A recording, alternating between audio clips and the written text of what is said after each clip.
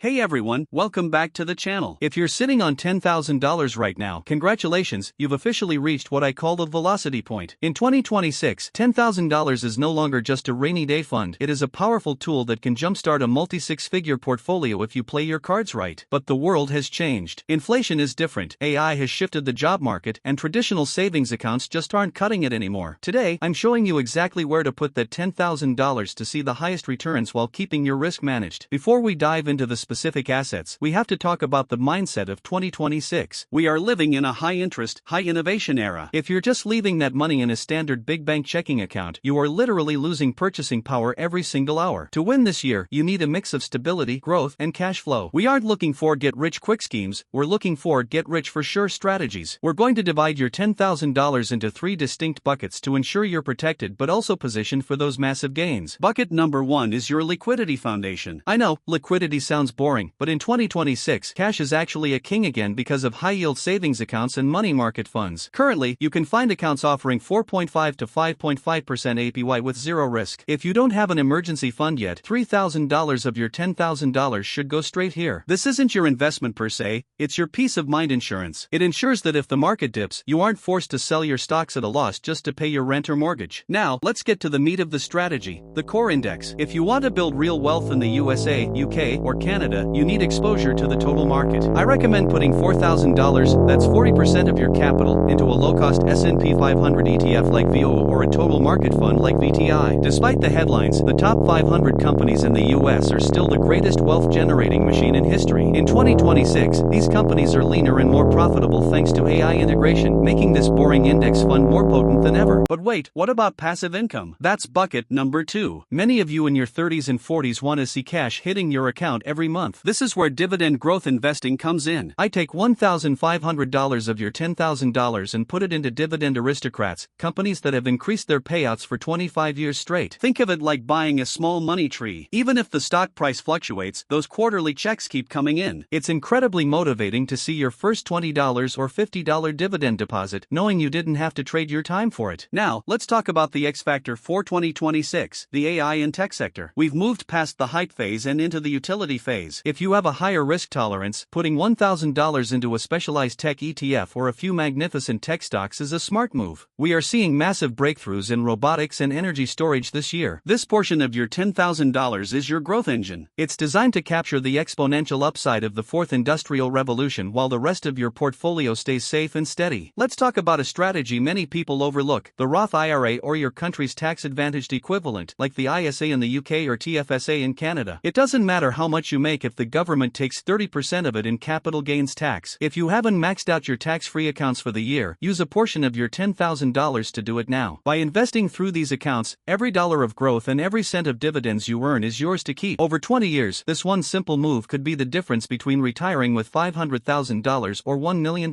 What if you want real estate but don't have $100,000 for a down payment? In 2026, fractional real estate and REITs, real estate investment trusts, are incredibly sophisticated. You can take $500 of your $10,000 and buy into a portfolio of commercial properties or luxury multifamily units through an app. This gives you that landlord exposure without the landlord headaches of leaky toilets or bad tenants. Plus, REITs are required by law to pay out 90% of their taxable income to shareholders, adding another layer to your passive income stream. Now, here is the most controversial part of my advice, the $1,000 self-investment rule. I want you to take 10% of that $10,000 and spend it on your own earning potential, whether it's an AI certification, a high-end sales workshop, or tools for a side hustle. Why? Because the ROI on a stock might be 10%, but the ROI on a new skill that gets you a $20,000 raise at work is 2,000%. Your $10,000 isn't just for buying assets, it's for turning you into a more valuable asset in the 2026 economy. We also need to address the alt bucket. I'm talking about Bitcoin and Ethereum. By 2026, these are no longer speculative gambles for most institutional investors, they are a legitimate asset class. I suggest a small satellite position, maybe 3 to 5% of your $10,000. That's just $300 to $500. It's enough to catch a massive bull run if the digital gold theory continues to hold true, but not so much that it ruins your financial life if the market enters a crypto winter. It's all about calculated asymmetric risk. One of the biggest mistakes I see people make with $10,000 is trying to time the market. They wait for a dip that never comes, while the market climbs 15% without them. Don't be that person. Use dollar cost averaging. Instead of dumping all $10,000 in on a Tuesday morning, consider breaking breaking it into 4 chunks of $2,500 and investing it over the next 4 months. This smooths out the volatility and takes the emotion out of the process. In 2026, consistency beats intensity every single time. Let's talk about what not to do. In 2026, the world is full of influencers promising 100x returns on meme coins or guaranteed trading bots. If it sounds too good to be true, it's a scam. Period. Avoid penny stocks, avoid options gambling if you don't know what you're doing, and avoid high-fee managed funds that eat 2% of your wealth every year. Your goal with this $10,000 is to build a fortress, not to gamble at a digital casino. Stay disciplined, stay skeptical, and stick to the fundamentals. As we look at the big picture, remember that your $10,000 is the seed. If you invest this $10,000 today and add just $200 a month to it at a 9% average return, you're looking at nearly $100,000 in just 10 years. That is the power of compound interest. It's not about finding the one stock that goes to the moon.